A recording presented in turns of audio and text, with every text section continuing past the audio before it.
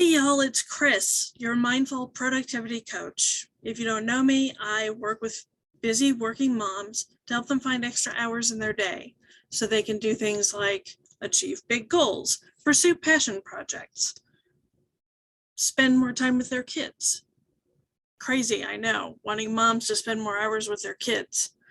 Kids wanting to spend time with their moms. I mean, really? In this day and age? Really, I promise.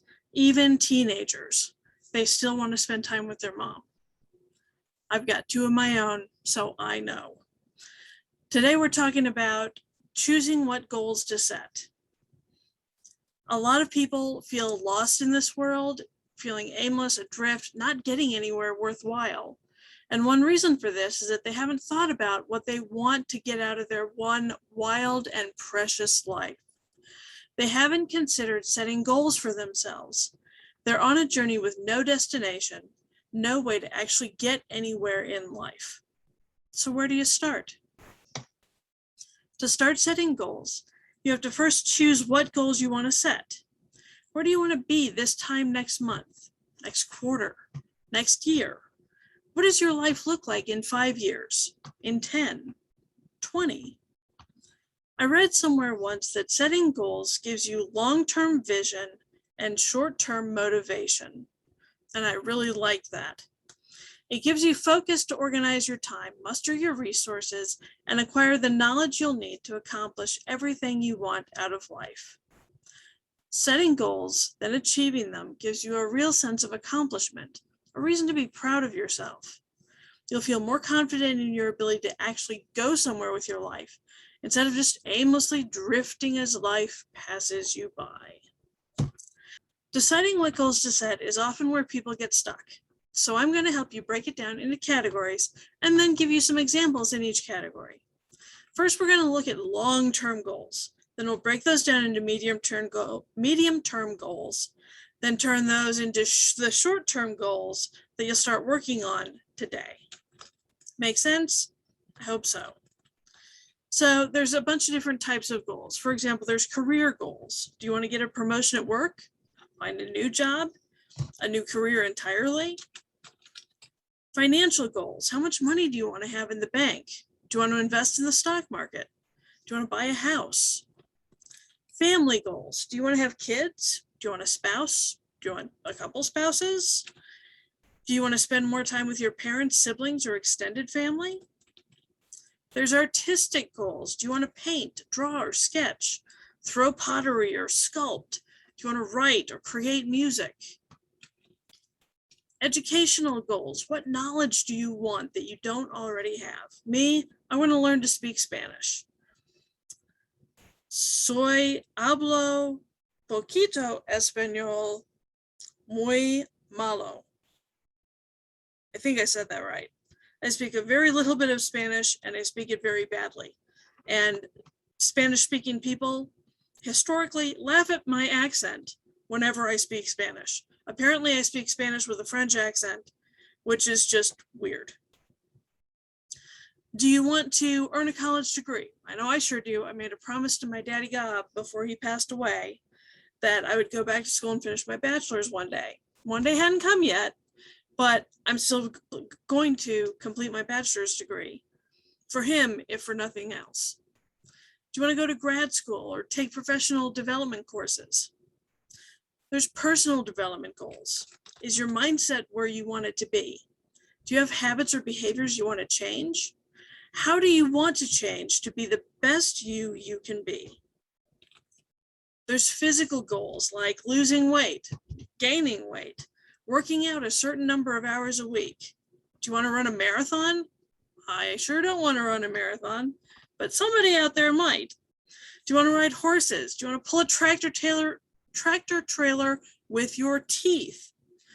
Do you just want to have good health well into your older years?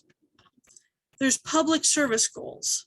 Do you want to volunteer for a charity or cause you believe in? How can you make the world a better place? Then there's pleasure goals. Do you have hobbies you want to spend time on? Are there new activities you want to take up, like genealogy, stamp collecting, bird watching, or swimming? Spend some time brainstorming goals you might want to pursue in each category.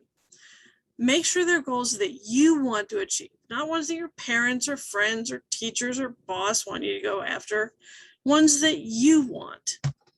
Once you have a few listed, we're going to start narrowing down your focus. First, narrow your choices down to just one option in each category. Then trim it down a little bit further to no more than 5 goals. Any more than that, you'll find yourself stretched too thin to be effective in reaching any of them. So instead of 5, you'll have none. And none is no fun. I just coined that phrase. I'm rather proud of myself. So once you have your big 5 long-term goals, start breaking each one down into smaller chunks. For example, let's say you want to give a TED Talk. That's one of my personal long-term goals. I want to give a TED Talk. Before you're ready to write and hone your 18-minute speech of a lifetime, there are smaller steps that you need to take to prepare yourself for the TED stage. Medium-term goals might include speaking at colleges and universities or speaking at large conferences. Short-term goals could be taking a course in public speaking, joining the Toastmasters Club, giving talks at high schools, and speaking at local service club events. Finally, break these short-term goals down into daily to-dos, like researching your topic for an hour, practicing speaking into a mirror, making one contact a day to find a place to speak. How to structure your goals is really important. Most people use the SMART method, S-M-A-R-T, where goals are specific, measurable, achievable, realistic, and trackable. Trackable? Time-bound. Time-bound is the T. And I don't like SMART goals for a variety of reasons that I won't go into here. Otherwise, this video will get really long and I'll be ranting. Instead, I'll tell you about the goal setting system I use, which is PACT, P-A-C-T, PACT. I make a pact with my goals. The P stands for purposeful. You should focus on your goal's foundation. Where's it coming from? Purposeful goals aren't frivolous, but speak to who you are as a person and what you want out of life. You don't want to set a goal of showing up at work every day, but instead set a goal of going the extra mile every day so you can earn a promotion. A stands for actionable. Your goals have to be based on things that you control and can act on today. So, for example, if you're in sales, all you can control today is how many times you dial the phone. You have no control over whether people pick up, much less if they'll talk to you, let alone buy anything. So your goal wouldn't be to sell $1,500 this week. Your goal would be to dial that phone 50 times this week. Because you know historically on average that if you dial the phone 50 times, you're going to make $1,500.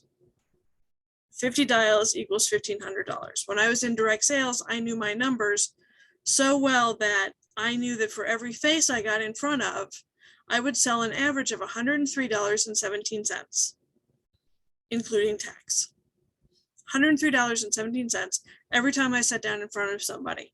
Then I broke it down into, okay, how many phone calls does it take to get in front of a face? How many dials does it take to get people to answer the phone, to talk to them, to book an appointment? I had it broken down so that every time I picked up the phone, I was making like 20 bucks a call. Every time I picked up the phone and dialed, 20 bucks. 20 bucks a dial. Doesn't matter if they answered or not. I don't care. I'm making my 20 bucks. It has to be something that you control, not something that's in the control of other people. C stands for continuous. Continuous goals involve routines to help you avoid choice paralysis or analysis paralysis. They keep you from overanalyzing and over-researching your options. Thus, your actions are ongoing, simple, and repeatable. It's about constant improvement day after day, week after week, month after month. So say your goal is to gain 2,500 new followers on your blog in the next 6 months. You want to publish 25 new blog posts in the next 25 weeks. That's a continuous action you can take. One blog post after another for 25 weeks. And your goal has to be trackable. This is not the same as measurable. Measurable is part of the SMART goal system, where you measure your success or failure. Trackable is a binary approach. Did you do the thing or not? You don't want to measure your goals as you would in the SMART system of goal setting. Not, have you made your 50 phone calls, but did you make any phone calls? If you made even one phone call, you did the thing. That's a yes. Not, did you eat more healthfully all week, but did you eat healthfully at all? If you had even a little bit of a salad, you ate healthfully a little bit this week, so that's a yes, you win. Not, did you write a blog post this week, but did you write anything this week? Even a title, even if you hate the title, it's still a title that you wrote, and that means it's a yes, and you win. You see why I like this so much? It's the little victories that add up over time to create the bigger wins. After you set your goals in the PACT system and made your to-do list, all that's left to do is take action. As Amelia Earhart said, taking action is the hard part. How did she put it? She put it way more eloquently than I'm about to. It was something to the effect that making the decision to act is the hard part. The rest is merely tenacity. So once you've got your to-do lists, all you have to do is take action. You've already done the hard work in setting your goals and creating your to-do lists. For example, I create my 6 most important things to-do list every night before I go to bed for the following day. And that way I don't have to worry about, oh my gosh, what am I going to do today when I get up in the morning, because I've already decided what I'm going to do today. I just have to take action and do it.